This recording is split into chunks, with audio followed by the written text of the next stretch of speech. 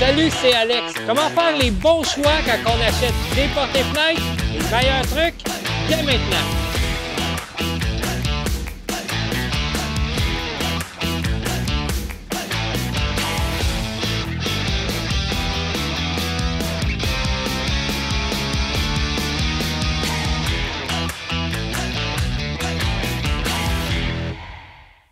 On est avec Martin Seben de Vaillancourt Portes et Fenêtres. Salut Alex. Ça va bien? Ça va bien toi? Écoute, quand c'est le temps d'acheter des portes et fenêtres, on a plein de décisions importantes à prendre. On va commencer par les tendances. T'sais, on veut une porte et fenêtre qui est tendance au cours du jour, mais qui ne va pas se démoder après un an. Qu'est-ce qu'on fait? Bon, il y a plusieurs choses à regarder. Le type de volet, on veut-tu un volet colonial ou on veut un volet contemporain? Ça s'agence avec le style de la maison et aussi les couleurs. Beaucoup de couleurs foncées ces années-ci, ça ne se démode pas. Le noir est très, très populaire. Comme toujours. Le charbon, le vent de fumée, donc des couleurs foncées autour du gris et du noir, là, on en voit beaucoup. Le brun commercial, toujours très populaire. Puis on voit encore beaucoup de blanc. Ah oui? Le blanc, ça représente quand même 50 de nos ventes. Wow, ça ne se démode pas le blanc? Ça ne se démode pas. En rénovation, ça reste un incontournable. Beaucoup de blanc.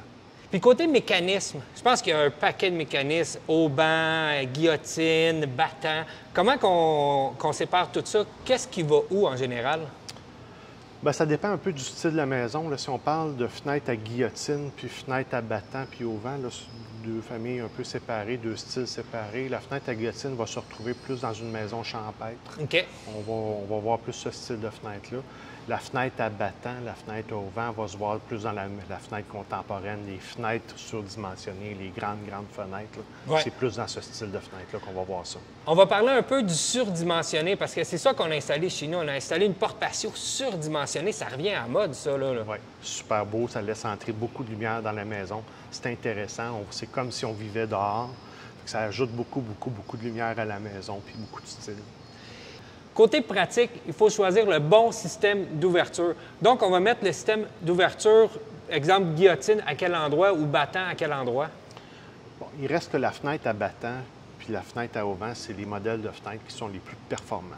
Si on veut aller chercher de la performance au niveau des fenêtres, de l'herméticité, c'est ces modèles de fenêtres-là qui sont les plus performants. Après ça, viennent les modèles coulissants puis les modèles à guillotine. Un coulissant, on va souvent retrouver ça dans un sous-sol parce que ça ouvre pas vers l'extérieur. Okay. Ça coulisse, donc ça prend moins de place du côté extérieur. La fenêtre à guillotine, bien, ça va être le style de la maison. Comme je l'ai parlé un petit peu plus tôt, bien, ça va être une maison plus champêtre. C'est une ouverture à guillotine. Des fois, tu as des guillotines doubles, c'est plus facile à laver. Ça a différents avantages, mais il reste la fenêtre à battant. C'est ce qu'il y a de plus. C'est populaire, c'est ça qu'on a mis chez nous. Oui, c'est ça qui est le plus performant. J'y vais à plusieurs endroits, une fenêtre à auvent dans la cuisine. C'est-tu une bonne idée? Oui, c'est une super bonne idée. Les mécanismes d'une fenêtre à auvent sont plus bas.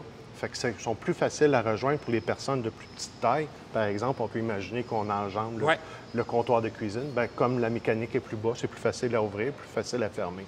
Un autre avantage, c'est que ça ouvre vers le haut. Donc, s'il pleut, on peut laisser la fenêtre ouverte puis il n'y aura pas d'eau à l'intérieur de la maison. Puis côté vitres, parce qu'en fait, j'ai entendu parler des vitres phoniques, des vitres tripes. C'est quoi les choix? Où on met quoi? Ça dépend un peu dans le quartier dans lequel on habite. Hein? Le verre triple a deux fonctions. Il y a une fonction qui va donner un meilleur facteur isolant, donc il te protège du froid l'hiver puis de la chaleur l'été. Mais il te protège aussi au niveau du son.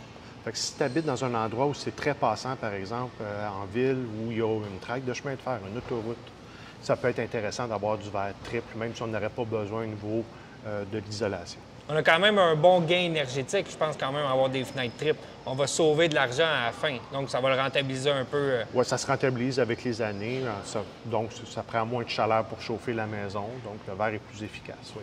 Hey, merci beaucoup, Martin. Je suis super content, tu m'as rassuré dans mes choix et là, je suis convaincu que j'ai fait les bons choix. Ça fait plaisir. Alex, tu es toujours le bienvenu chez Vaillancourt. Bien, je prends ça en note. Merci à Vaillancourt Portes et Fenêtres de nous avoir reçus.